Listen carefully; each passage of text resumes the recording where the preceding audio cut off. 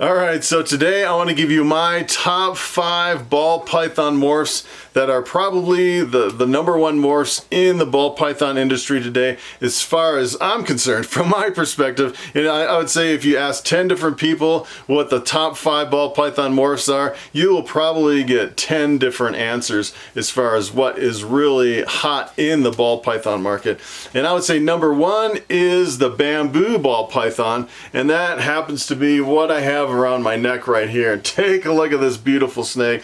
This is just a single gene, straight bamboo ball python, and they're really similar to the spider. If you look at the spider compared to this, it almost looks the same with the white sides and the broken up pattern on the back.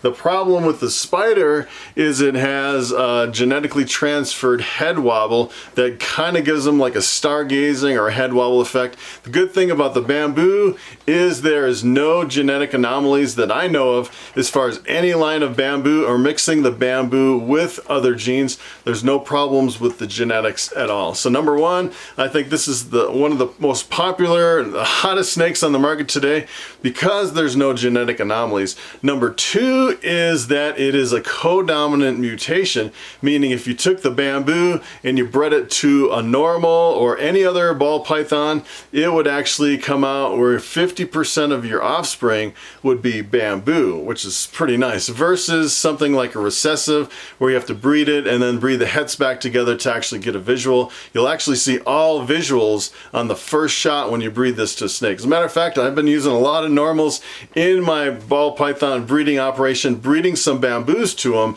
because 50% of the offspring come out as bamboos. So I'd say as far as the ball python market, as far as the pricing is concerned, you know, if you were looking at bamboos just a few years ago, these were selling for thousands of dollars, kind of unreachable to the entry-level snake breeder, I would say. And really the price has really come down, so it's kind of a double-edged sword. Now the price has come down enough to where the bamboo is still several $100s, so you can get in to the project with a few $100s, but on the flip side, you know, you'll still make some really good money. So if you bred it, half your babies come out bamboo, they're still selling the hatchlings for a few $100s, so you could make some pretty good money. Versus if you bred like a pastel or a pinstripe or something like that that's dominant or co-dominant, you get 50% of the offspring as visuals, but the prices are typically, you know, less than 100 or a little more than 100. So this is, you know, still really good return on investment, and it's not really going to break the bank getting into the project. So I think it's really good as far as, you know, an entry level kind of an investment type snake as far as that's concerned. So the other thing is there's no genetic anomalies, a good return on investment, and the other thing is for some reason bamboos are really aggressive feeders. So a lot of people are like, yeah, I want to get into ball pythons, but the problem is ball pythons are really picky eaters, and I'm worried about, you know, if I get into the hobby, I'm going to have problems feeding my snakes. Now let me tell you, for some reason these bamboos have aggressive appetites, unlike any snake that I've seen. I've really never seen a bamboo fast for a long period of time. This boy is like, I'd say he's about 6 years old now, and he's fasted a little bit here and there, but it's never been like months and months and months. And it's usually when he goes into a shed, you get a little bit of a fasting, or sometimes, you know, if he's just kind of grumpy and he just decides he wants to go off of food, but it's only usually a few feedings and he goes right back onto food. As a matter of fact, if you look at the body condition of this guy, it is really good because he's never really skipped a lot of meals, and he's like crawling all over the place today. And let me tell you, I never really knew how awesome bamboos were until I picked up this guy a couple years ago and I started breeding him through my collection. And to my surprise, I kind of moved up, you know, just from a curiosity, thinking that it was going to be a good investment ball python, to my number 1 morph of a ball python.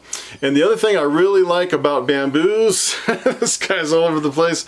The other thing I really like about bamboos is not only that they're codominant and you can actually see the visuals, you know, in the first breeding, but they're also part of the blue-eyed leucistic complex. So when you breed this to another bamboo and you get a super bamboo with 2 copies of the genes, it is actually an all-white snake with blue eyes. And if you breed it with anything else like the Mojave or the Lesser or the Russo or anything like that, you get a bright white snake with blue eyes. And let me tell you, those snakes are the #1 snakes at the shows. I actually have one. I'm going to show you here in a second what that complex looks like, but I think it's another advantage of the bamboo morph. All right, so take a look at this snake. This is what happens when you breed a bamboo to something else in the blue-eyed leucistic complex. You get an all-white snake with blue eyes. This one happens to have just a little bit of yellow right down the top, and I think it's because when you breed the bamboo to a lesser, this is a bamboo lesser, you get a slight amount of yellow right down the back of the snake. But if you can look at the eyes on the snake are actually bright blue. If the snake actually, let's see if I can get it into focus here. If you can kind of see the bright blue eyes on that snake, beautiful blue eyes. And it's kind of hard to capture on film because, you know, seeing the snake in person, especially if you get it under the right light, and they really glow kind of a bright white and those eyes glow really blue. As a matter of fact, a lot of kids coming up to my table, I'm like, hey, you want to hold a snake? And they're like, yeah, we want to hold the white one. It's pretty much, you know, the only snake that all the kids want to hold is the white one with the blue eyes. And that is another powerful, you know, aspect of the bamboo morph. It's part of the blue-eyed leucistic complex, and it can give you some beautiful snakes that are high in demand. And they bring pretty good prices too, especially if you mix bamboo. I would say the bamboo blue-eyed leucistics bring a higher price than just something like a super Mojave or a super Lesser or something like that. So it's really powerful breeder as far as mixing it with other genes, and it's a really beautiful standalone morph. No genetic defects, eats really well. You know, I can't say enough about the bamboo. It has become my #1 favorite ball python morph. All right, so the #2 snake on my list as far as the best ball python morphs that you can get into, I would say is the Desert Ghost. And look at this guy. This is a Pastel Desert Ghost male. I actually have a female that has spider in it, and this one's kind of hard to tell that what just the straight Desert Ghost looks like because it has pastel. But just look at how intense and how bright that is. You'll never see, you know, as intense of colors and as sharp as a pattern. Look at the differences between the pattern and the colors. This is, you know, I would say most people would say this is by far their favorite looking ball python. And the only reason this is not #1 in my book is it's because this is a recessive mutation. So in order to actually get a visual that looks like this, you'd have to breed it back to something else. You get hets, which aren't visuals, and then you have to breed the hets back together in order to get 2 copies of the gene to get a visual. So this has 2 copies of the Desert Ghost gene, and it also has the Pastel. And if you strip away the Pastel, I would say it's not that quite of an impressive snake.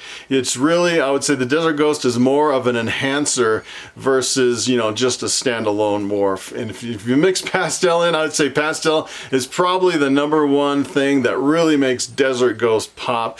And I'm really getting into Desert Ghost this year. And the thing that really kind of got me into the Desert Ghost is I was looking around at my local markets and I'd never seen a snake that looks like this, like the Pastel Desert Ghost.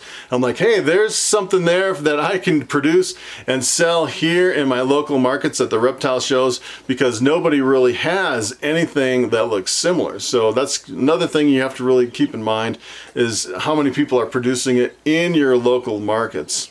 So the other thing that I really like about the Desert Ghost is that it has a really aggressive appetite. Similar to the bamboo, they both are pretty well known for being the most, the easiest to feed of all ball pythons. You know, ball pythons are really pretty much known for being difficult to feed. As a matter of fact, when I started getting into ball pythons, people are like, no, you don't want to get into ball pythons because they're really hard to feed and they fast for a long time. And that is kind of the one thing that really was stuck in my mind before I invested in ball pythons. And then, you know, I discovered some of these genes that genetically they're predispositioned to actually eat a lot better than the other ball pythons. So I'd say, you know, between this one and the bamboo, those are probably the number 2 in my case. The only reason this one isn't number 1 is because it's recessive.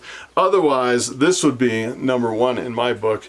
As a matter of fact, there was another gene that came out, looked almost exactly like this, called the desert gene. And there was a problem with the desert gene. It was co-dominant, so you could breed it through your collection like the bamboo, but the problem is the fertility of the females. A lot of them would either lay slugs or they would die, and I think that's kind of what gave the desert ghost a bad name, because it gets confused with the desert. But let me tell you, there's almost nobody producing deserts anymore, and I think it's time for these to make a comeback. The desert ghost is an awesome snake. All right, so this snake that I have around my neck, this is a pied ball python, and this is one of the first morphs on the scene at the beginning of the ball python craze, and they have always been extremely popular. So I would say this is probably number 3 on my list. The bamboo's number 1, the desert ghost number 2, with the pied being number 3. And the pied, what it really does is it just takes like a normal looking ball python and it puts these large blotches of white all through the body.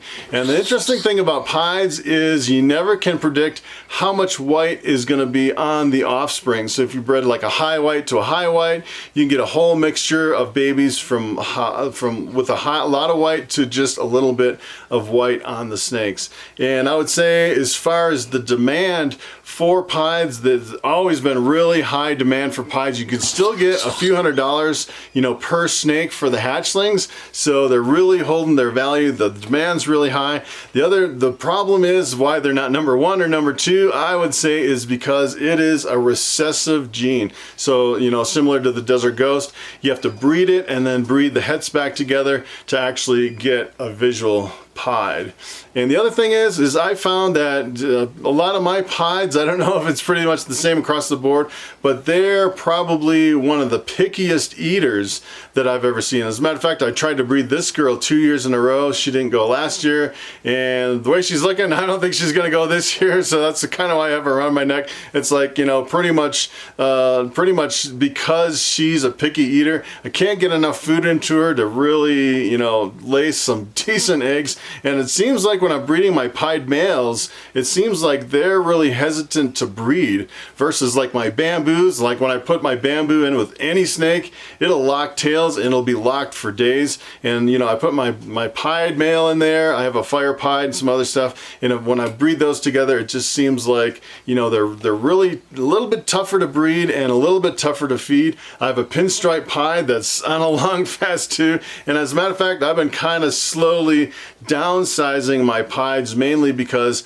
they're harder to feed, harder to breed, and I just haven't been able to produce them as much. Although if you can produce them, you know, the price is there and the demand is there, so you can do pretty well with pieds. Okay, so here is number 4 on my list. This is a clown ball python, and the interesting thing about clowns is that if you just look at the snake, you want to actually, when I first started getting into clowns, I was like, you know, this doesn't really look that impressive compared to a lot of morphs. And the power of the clown is when you mix it with other genes. It's kind of like the desert ghost. You look at just a standalone desert ghost, it's not that impressive, but when you mix it together with other genes, this thing, let me tell you, this thing can actually make some crazy combinations that I have never seen before. And it's always been really in high demand, clowns. And I'd say clowns are probably on par with the pricing of pieds. So if you produce some clowns, they're always at least, you know, $300, $400 for the hatchlings.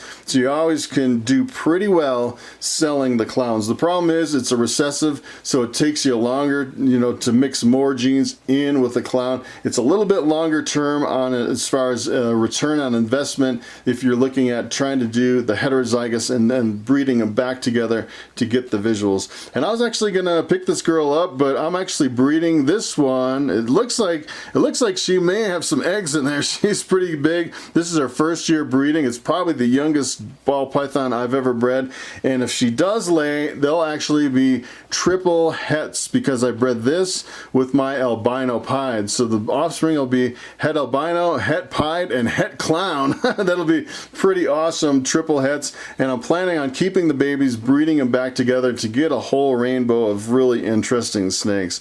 But I would say clowns, if you're looking for an investment, clown is definitely an option. All right, I would say number 5 on my list is the normal ball python. That is what I have around my neck. Technically, it's not a morph. It is just the wild type ball python. And the normals have a lot of advantages over a lot of the other morphs, I would say. Number 1 is they are the cheapest snake that you can buy. As a matter of fact, I started selling normals for like 20 bucks, and then I realized, hey, everyone around me is selling them for 50 or 60. And some stores actually sell them for over $100 for a normal ball python. And when I first got into breeding ball pythons, I was buying some of these high-end morphs, sitting on them for years trying to get them up to size. And then a couple of years down the road, I decided, hey, I want to produce ball pythons next year. And what I did is I bought someone's collection of normals and pinstripes and lemon blast females that were ready to go. All I had to do is pair up the female. And let me tell you, that is a great return on investment if you're looking to breed and you want to kickstart your breeding program the first year. You could pick them up generally, I'd say anywhere from 100 to 150 bucks for a female normal ready to go, you know, to lay eggs the following year. And the other thing about normals is they have a really good appetite, so you don't really have to worry about them fasting for a long time. You know, as far as what I've experienced, you know, some of them will fast for a little bit, maybe go for a couple months, but they won't go like for extended 6 or 7 months like some of the pickier ball pythons that I've seen.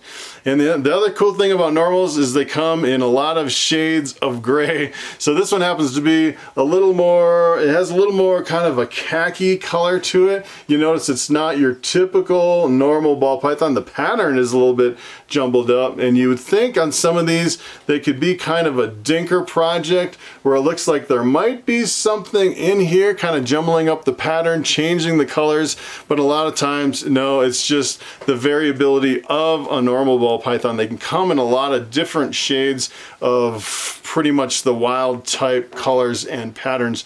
And if you get something, you know, sometimes you'll find a normal and you can actually tease out a new gene. That's the other advantage, is sometimes you find, like, you know, when I first bought this, I thought, yeah, there might be something in there, and then you start breeding clutch after clutch after clutch, and none of the babies come out looking like this. And really, you know, this could be like a dinker project that's recessive, and I'm just not proving it out. But you know, it's kind of exciting jumping into some of these normal ball pythons, thinking that there might be something in there. You might be the first on the scene with a new gene. That's another really cool thing about buying normals. So that's pretty much my list, you know, from the bamboo to the desert ghost to the pies, the clowns, and the normals. You know, as far as getting into projects and looking to invest in ball pythons, those are my number 5. And I'm sure if you asked other people, they would have a different list of the 5 best morphs to invest in. So that's it. Thanks for watching, and I will see you next time.